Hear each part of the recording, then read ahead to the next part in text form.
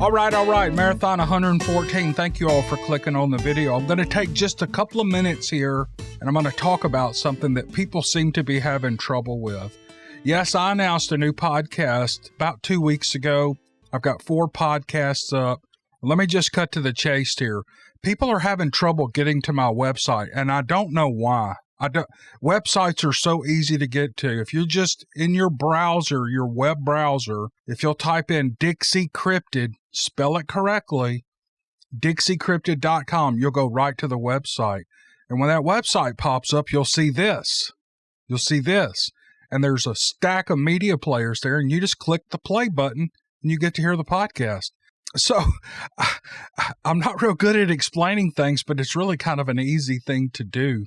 Another way to get to my website is I'm going to throw up a picture here. This is what my YouTube page looks like. When you go to my YouTube page, you see that banner over the top with that Bigfoot in there. It says Dixie Cryptid. Right in the lower right-hand corner of that, there's 3 or 4 little icons. One says website. See it being circled in red right there? Just click that button and it'll take you right to my website. It's so easy to do. And again, my website will pop up and the first thing you see are media players. Another question I've been bombarded with, are you quitting Dixie Cryptid? Or are you not doing Dixie Cryptid anymore? First, before I say anything, I'm so flattered that people that are emailing me are worried that I'm going to stop Dixie Cryptid. Man, what a nice compliment. But no, I'm not stopping Dixie Cryptid. It's my favorite thing to do. I'm doing the What If It's True podcast in addition to Dixie Cryptid. So nothing about Dixie Cryptid changes. Everything stays the same. I'm a little, there's a few extra days between videos now because I'm trying to get all this stuff worked out. Takes a lot of work and I'm having fun doing it, but it takes a lot of time. But I should get back to 2 or 3 videos a week starting now. Next week, I should have 2 or 3 videos up for Dixie Cryptid and another episode of What If It's True podcast. So I'm trying to really crank this content out. I'm having so much fun with it is why. I just look forward to doing it every day. And I don't know. I just want to go over those things. I'm just getting hammered with emails and comments and things like that about what's going on and how to get to the website, blah, blah, blah. You know the drill. So now you know. While we're doing this video, as you're listening to this video, you're going to see some new T-shirt designs kind of scroll through the screen at the beginning. This is a new line of Christmas T-shirts, and we've got another redesigned indigenous T-shirt out. You're going to see all that. We've got coffee mugs and stickers now. It's real easy to get to my store. In the description below, there's a link that says T-shirts, and right under it, there's a link. If you click it, you go right to my store. But from now until Cyber Monday, I've dropped all the prices 10% on everything in the store. But you have to use a discount code at checkout to get that discount. And the discount code is Dixie10, DIXIE10. Dixie10 in the promo code, and you'll get a 10% discount off of it. I know Christmas is coming up, and these are inexpensive stocking stuffers for kids and husbands and wives and brothers and aunts and uncles. So I thought I'd drop the price 10% all the way through Cyber Monday. After that, everything goes back to the same prices, but you got over a month here to get 10% off. So it's Dixie10 is the coupon code or the discount code. So you'll see these T-shirts kind of scrolling through, and then I'll go into some other video, chickens or fires or something. I don't know. Okay, I've talked enough. I hope you guys enjoy the video. This is going to be a good one. All right, here we go.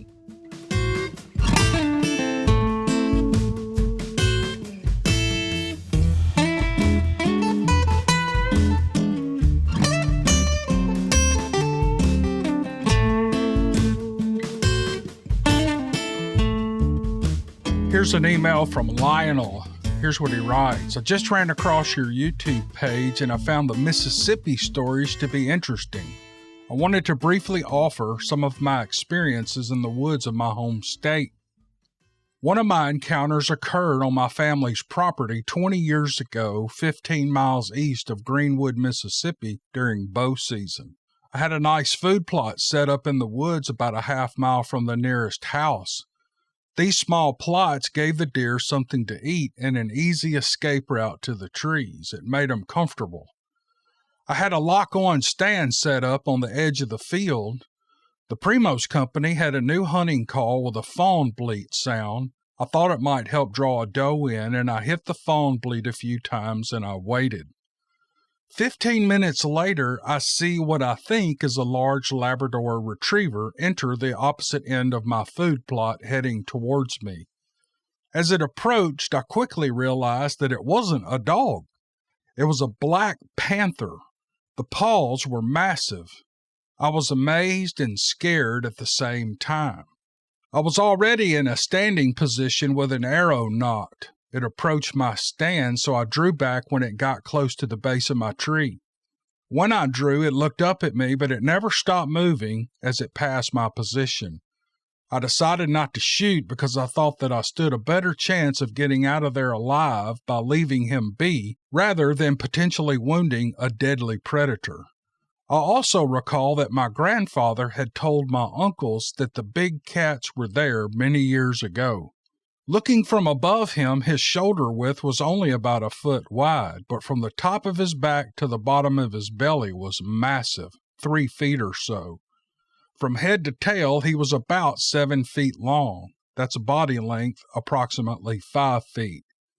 He showed no fear of me and almost acted like he knew me in a funny way.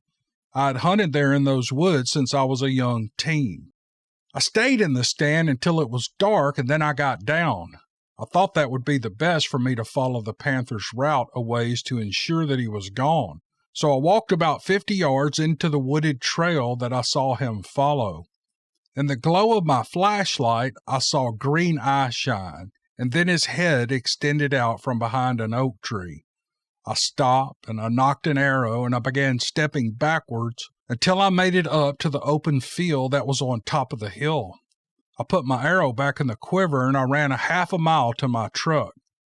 The area where this happened is Coahuila, Mississippi. In the Native American language, it means the panther lives here. They were definitely correct about that. My second odd experience was on another hunting location in South Mississippi, located west of Hazelhurst, Mississippi. I took a day off during the week to do some turkey hunting. I got a late start, but I had a good idea of where I needed to go for a late morning hunt.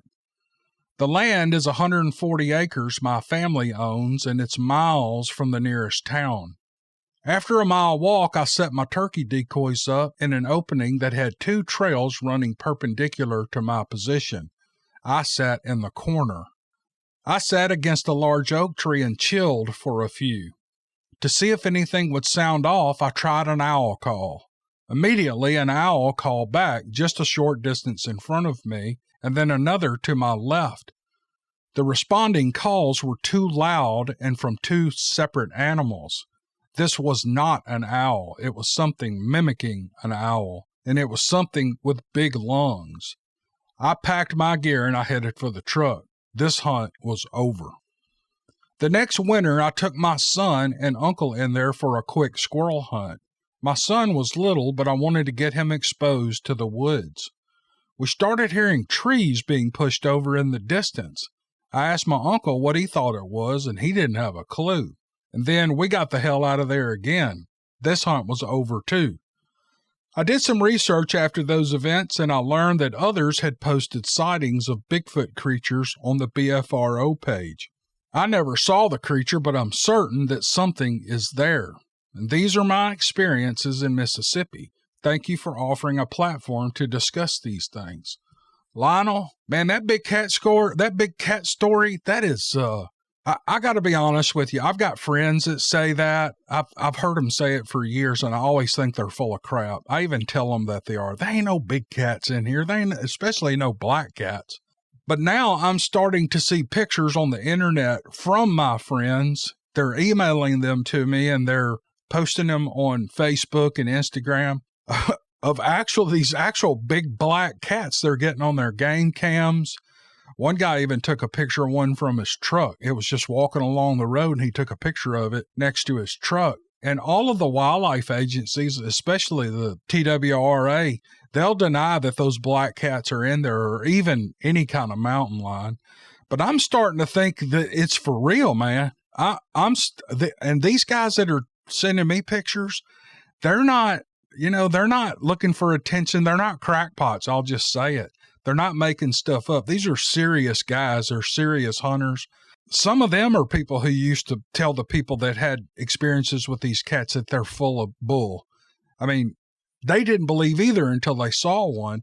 Now, here's the thing. Where are these cats coming from? I don't know. I honestly don't think they're natural in this era of history to this area. I think they were all killed out, 100 or 200 years ago. I think they are exotic pets that have escaped and gone wild again. And you never see two together. At least, I haven't heard of any. But anyway, I'm just rambling on, talking about nothing, but it's interesting. And then you've got two possible Bigfoot encounters with noises with the owls and the trees being pushed over. I mean, nothing but a bulldozer is going to push a tree over other than a Bigfoot. So I would say you probably got some stuff going on down there, Lionel. All right, man. Thanks for sending the story. You did an awesome job writing it. I didn't have to change hardly anything at all. It's perfect, buddy. Thanks very much. This next email is from Bethany, and she says, "My name is Bethany. I hope it's okay to email this to you. I'm nervous to share these stories, but you seem to be the right person to tell without judgment and with heart and enthusiasm. I have no fear of Bigfoot, but I do have a healthy respect for them. This is a two-part story, one a couple of years after the other. When I was 8 years old, I lived in Lake Cushman, Washington, in the Olympic Forest land. At this time, I was surrounded by drug addicts, including my parents. My father left my mother, and that set off a bad series of events. The day after he left, my mother and my oldest sister were fighting. They were physically hitting. I got scared and I ran away. I ran into the forest, which has always been my safe place. I normally stayed close to the road or a trail, but this day I ran as far and as fast as I could, and after running for 10 minutes, I realized I was lost. But I kept on walking. I eventually reached a creek and I sat down to rest. It was starting to get dark and I was finally coming to my senses and I was starting to feel afraid. Suddenly I felt like I was being watched. I could hear something moving slowly, almost gently through the woods. And then the smell hit me. It was almost like a skunk, which is what I thought it was at first. The smell kept getting stronger and the sounds got closer. I didn't see it at first. I just saw big brown eyes way high up in the trees. Gradually, his shape became solid as he continued to move closer to me. He was covered in thick brown hair, and I say it was a he, but I was unsure. I stood up when he got about 3 yards away from me, and he grunted and gestured to the right. I started walking backwards and to the left. And as he was on my right and the creek was directly behind me, he grunted again and he gestured more vigorously. I started crying and walking faster when I heard movement behind me. There was another creature right there. This one seemed heavier but slightly shorter, and it was more feminine, so I will call it a her. She slowly took a step towards me and softly grunted and seemed to stoop as if not to be intimidating. I don't know if I was just giving them human attributes or if they are really that intelligent. They knew I was scared. Of that I am sure. I started crying even harder when I felt something small softly hit my back. The male creature, who I had forgotten about, had thrown a pebble at me. He repeated his grunt and his gesture. I was starting to understand, at least I hoped I could, and he was telling me to go. I wanted to run, but I was too scared to move. This is when the most extraordinary thing happened. I felt something soft and warm softly touch my back. With a light pressure, the second creature was pushing me along. That was too much for me, and I ran faster. And the creatures followed behind, one to the left and one to the right, and they stayed back a ways. When I would start to run the wrong direction, one would run faster and grunt and get me back on track. I was shocked when I reached the road. I turned and I saw the female watching me from the forest. I walked to my cousin's house, and that's where I stayed the night. But while I was running, I felt the creature's eyes on me the whole way to the house. I wished I could thank them for guiding me out of the forest. Later on, when I was 11 years old, I was riding bicycles with my best friend. I've always been faster than her, and I was glad of it that day. We were riding not quite 2 miles from where I had my first encounter. I was turning a sharp corner, and I froze. There was a huckleberry bush where we would always stop and pick berries. Standing with its back to me was a large brown creature which I mistook for a bear. I threw my arm out to stop her, and she stopped and let out a blood-curdling scream. The creature turned, and I saw its eyes. I knew those eyes, and I felt joy fill me to see them again. My friend turned and rode away as fast as she could, leaving me alone with the female creature, the same creature who had softly pushed me in the right direction 2 years ago. At that age, I now understood that they had no intention of hurting me. We stood and we stared at each other for a few minutes when I heard a familiar grunt, and there he was standing just inside the tree line. I said hello and that I hoped they were doing well, and then I said thank you for saving me. I'm sure they remembered me. The female moved, and I turned back to her. Without breaking eye contact, she set down a small pile of huckleberries on an old log. She turned and walked back into the woods to her male, and they walked away. And the berries, they were delicious. Oh, Bethany, that's awesome. That's awesome. You know, I don't know what to make out of some of these stories that we get where the Bigfoot is real violent or charges or, does things that scare people or even hurt people. And then we get stories like this where they're just as kind and as respectful as they can be. And this is unreal. I was wondering if you ever talked about it to your friend who was on that bike ride with you, if she's ever talked about it since. But that's a wonderful story. And at a horrible time in your life that was probably terribly confusing to you, here these two creatures emerge in the woods and they show you some kindness. And, that means a lot during those times, more so than when you don't need it. I just thought this was great, and it was written really well. And Bethany, you did a great job, and thank you for sending this story. It was wonderful. This is an email from Carrie. I've had this for a long time, actually over a year, and I'm just now getting to it, and it's pretty good. Hope you guys enjoy it. I've always been interested in Bigfoot. I was wondering which came first, my encounter or the Petersen-Gimlin film. Well, a quick internet search said the Petersen film was first released in October of 1967. My encounter happened sometime in 1965 before I started first grade. I was 5 years old. Now I'm 59 years old. So I didn't have the Petersen-Gimlin film to influence me. This is a true story, and I will never forget that night. My dad was in the Air Force and stationed at Patrick Air Force Base in Melbourne, Florida, just southeast of Orlando. I know, it's not the mecca of Bigfoot sightings. We lived in a ranch-style house in a neighborhood where all the streets were named after cars. We lived at the end of Buick Avenue. I always felt like such a grown-up walking miles to school with my brother, but looking at it from Google Earth now, I see it was only 0.8 miles. But there were kids everywhere walking to school.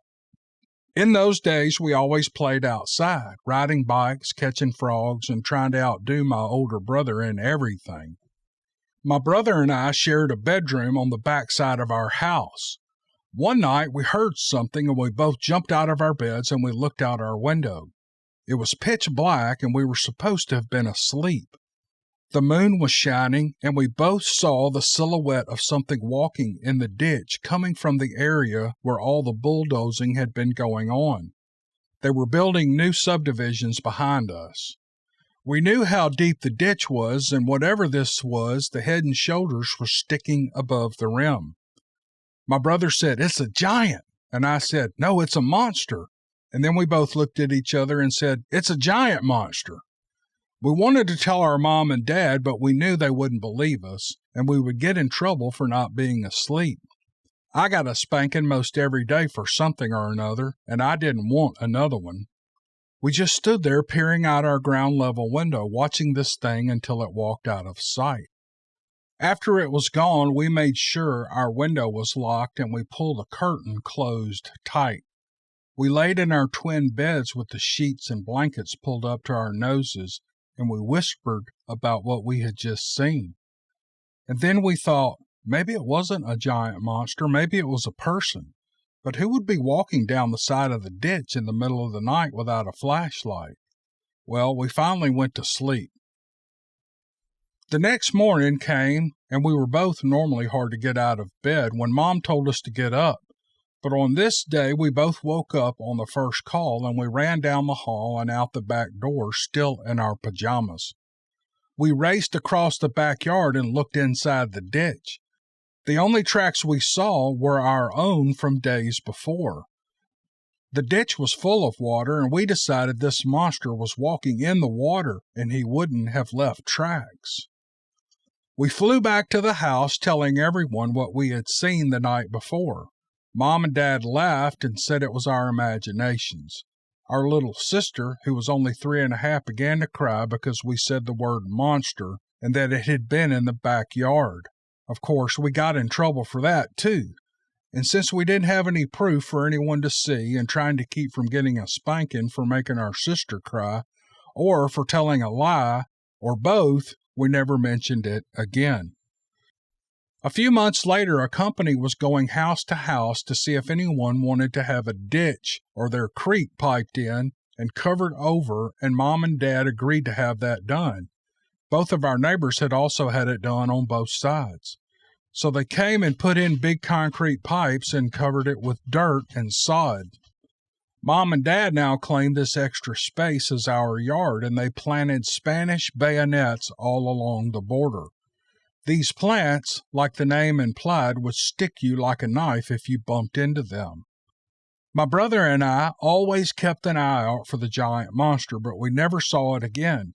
We knew the bulldozers had bulldozed its home, and we wondered where it had moved to. But we always made sure our window was locked and the curtains pulled close tight at night, just in case. Being in the Air Force, Dad got transferred every 2 years, so we moved away to his next base. Years later, I got married, had a son, and eventually got divorced. Later, I was buying a home that backed up to some woods. My son was 4 at the time. I found a split foyer house and I bought it. Of course, I claimed the master bedroom on the front of the house for myself, and I told my son that he could choose between the remaining 2 bedrooms on the rear of the house for his bedroom. He looked at both bedrooms carefully and he looked out each window. He stood there thinking about it, and he chose the corner bedroom on the right. Just out of curiosity's sake, I asked him why he chose that room. He said that it was higher off the ground and that wolves couldn't jump up that high. I didn't tell him there were no wolves in our state. I just smiled at him, and thinking back on my low Florida window and the giant monster when I was about his age, I said, "Son, that's a good choice." And then Carrie signs off. I don't know. I guess if I was a kid looking out the back with my brother, someone there to confirm it, and I saw this big hulking creature moving through the ditch in my backyard, I doubt I would ever forget that too. But you never saw it again? Florida is actually rich in Bigfoot encounters. I think they call it the skunk ape. So there's a wealth of encounters down there, especially in those Everglade areas and that real low area. So this makes perfect sense. Buddy, it's a good story. I sure appreciate you. You did a great job writing it, and we all enjoyed it. Here's an email from Lucas, and here's what he writes. My name is Lucas, and this encounter happened back in 2016 in Ontario, Canada. I went with my father to my uncle's hunting camp to help build a cottage. We stayed in a travel trailer. The first night, I had trouble falling asleep. I was uncomfortable, and I felt like something was watching me from outside. The next day, as we worked on the roof, I had the same feeling. I soon blew the feeling off and we kept working. Later, my aunt arrived and she had just gotten out of her car and was walking towards us when I saw a rock the size of a baseball come out of the woods 100 feet behind her. It buzzed over our heads and then over the house. My aunt stopped, looked around at the woods. She started walking towards us again and she said, "Damn Bigfoots." I was surprised to hear her say that, and I asked her to repeat what she had said. She confirmed the word Bigfoot and went on to tell us that they threw stuff at her all the time, acorns and small stones, but she was a bit surprised one had thrown a big rock, and that was all she said about it. I just never pressed the subject. Later that day, my cousin showed up, so I had to sleep in the bed with my father. He went straight to sleep, but again I had trouble sleeping. That feeling was back. It took an hour for me to fall asleep. The next morning, I woke before everyone else, and it was still dark outside, and I should have gotten up, but again, something felt weird about the morning. I was turned on my side, and I could see out the window of the trailer. A scare light illuminated the area outside the window. Right then, a huge dark figure walked past. It was just at the edge of the light, but there was no mistaking that something big had walked past, and I remember the bird feeder my aunt had hanging outside swinging after this thing walked past. No one else was up. I heard snoring from all the men. They were still asleep, and I laid there until the others woke up. Finally, everyone was moving, so I got up. I dressed quickly, and I jumped outside. I don't know exactly how high the bird feeder was off the ground, but I'm 5'8", and the bottom of the feeder was 1.5 feet above my head, making it around 7 feet off the ground. If this thing bumped the feeder with its shoulder, that meant if you add its head to that height, it was at least 8 feet tall. That is a massive creature. I never told anyone about what I saw that weekend, and I haven't talked about it since. I had actually forgotten about the event until I started listening to your podcast, and the memory came back. I wanted to get this to you before it slipped into my past again. Signed, Lucas. You know, everybody wants to hear these spectacular encounters, but I would say that most people who see these things just see glimpses. I would imagine if I was in the woods and I encountered a Bigfoot, which I never have, but if I did, I would see it walking away or walking, from left to right, right to left, and see it move behind the trees, and then it would be gone. They're real fast, non-eventful, non-violent encounters. I think most people probably have those. You're driving in the car and you see something on the side of the road, or you see something cross the road, and walk up a bank or whatever. But this is exactly what this was. He's laying there in the bed and he's looking out the window, and this huge hulking creature walks by and bumps a bird feeder that's 7 feet off the ground. And he distinctly remembers the bird feeder swinging and probably bird feed falling out of it as the thing walked by. I thought it was smart at such a young age that he went out and estimated the height of this thing based on the height of the bird feeder. It's pretty smart, pretty innovative for Lucas there.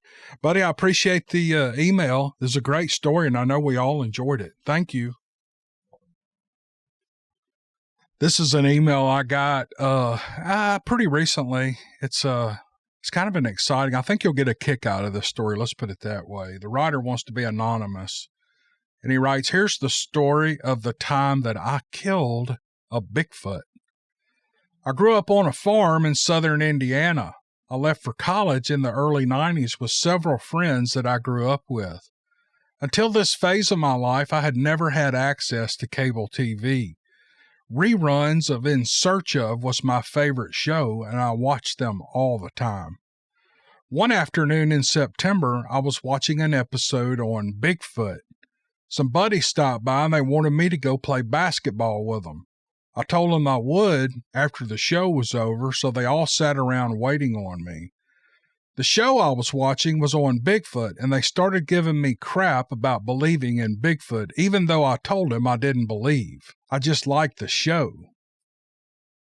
October rolled around, and it was now harvest season, and I was helping, driving a combine until way after dark, shelling corn.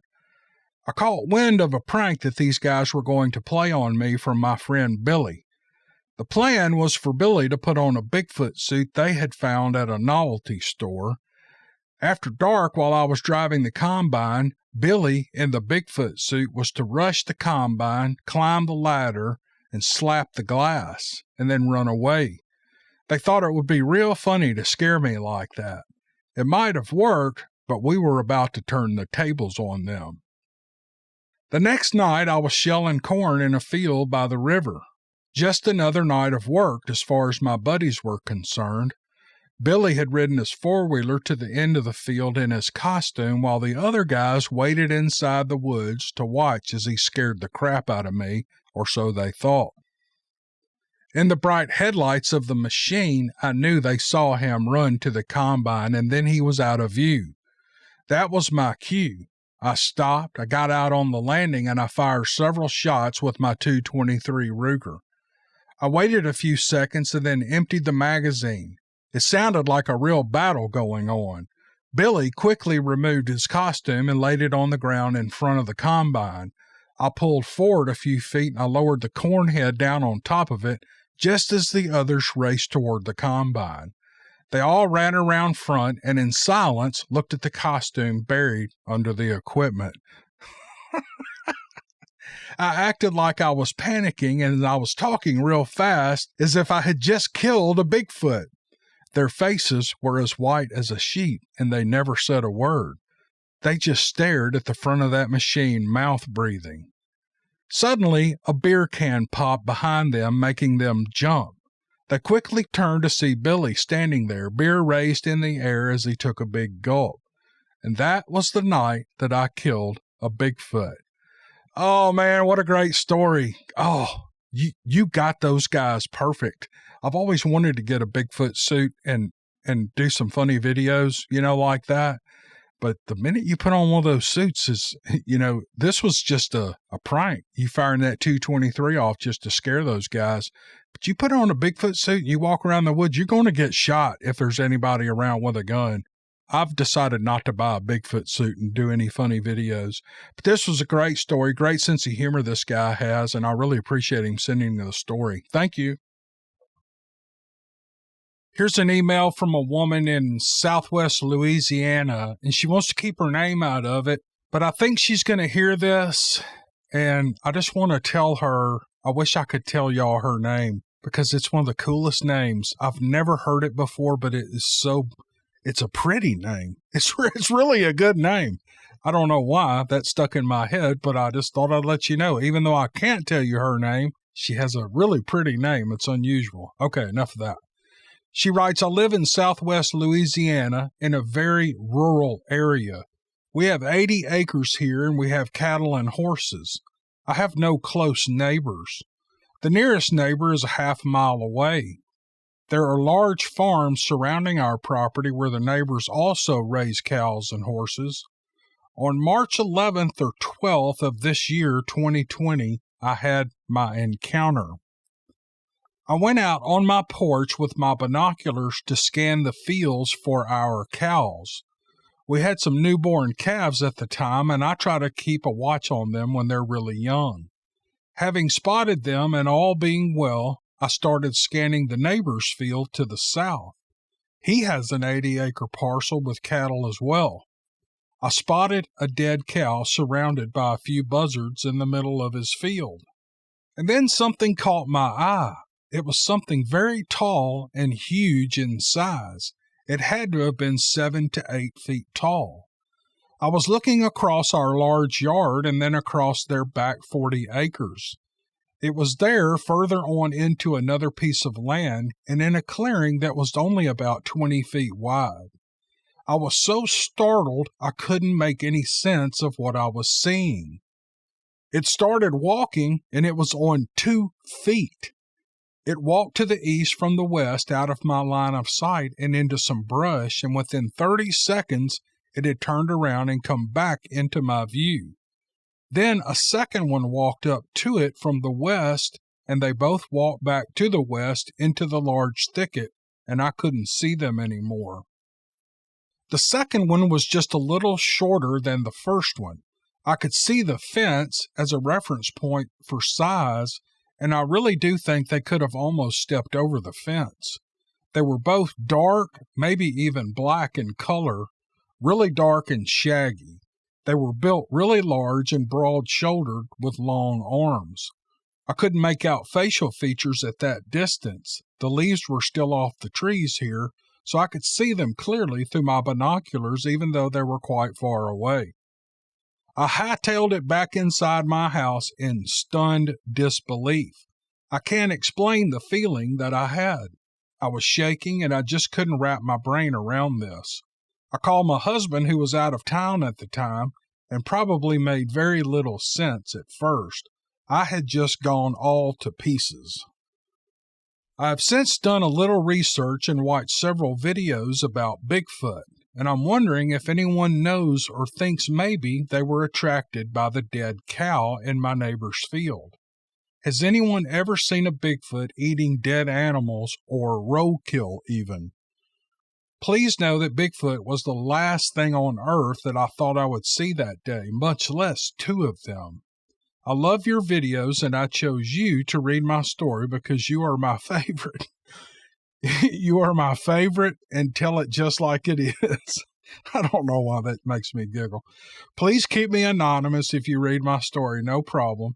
It's a true story, but I'm just not ready to deal with people thinking I'm nuts. I'll keep my eyes open and I'll write and let you know if I see them again. I'm hoping my husband has an encounter from a far distance. I just want someone else to see them besides me. Thank you for letting me share my story.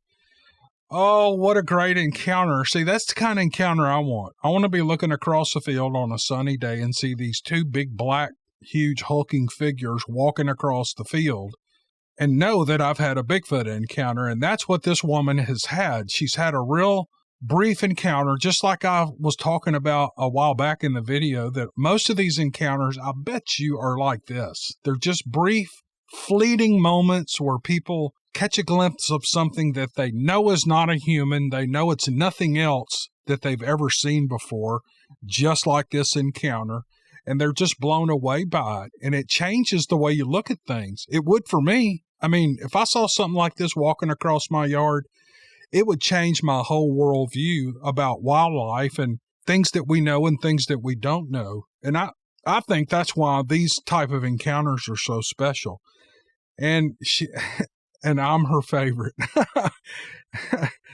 Miss C, you're my favorite too. You're my favorite writer today, and I really appreciate it. But I really love this story, and I could tell just from her writing how excited she was. And I bet if I could get to talk to her, she would just be going on and on and on about it, because it does just blow you away when you see something strange like this. So I love this story, and I wanted to get it in this video, and I know everyone enjoyed it. So thank you, ma'am, for sending it. All right, that's 6 stories in the books. I hope you guys enjoyed that video, and I hope you took a look at some of the t-shirts I had rolling on the screen at the beginning of the video. And for you guys that want to follow my podcast, if you're interested in that, I'm not being a shameless. I mean, I would like you to go listen to it, because I'm trying my best to get my download numbers up on the podcast end. I want to do well with this podcast, and it's actually doing pretty well. So that's why I'm kind of pushing it. And you don't have to go listen to it, but it's pretty good stuff. I don't know what else to say. I just kind of ramble on. But thank you all for watching the video, and we'll see you guys on the next one. I really appreciate you.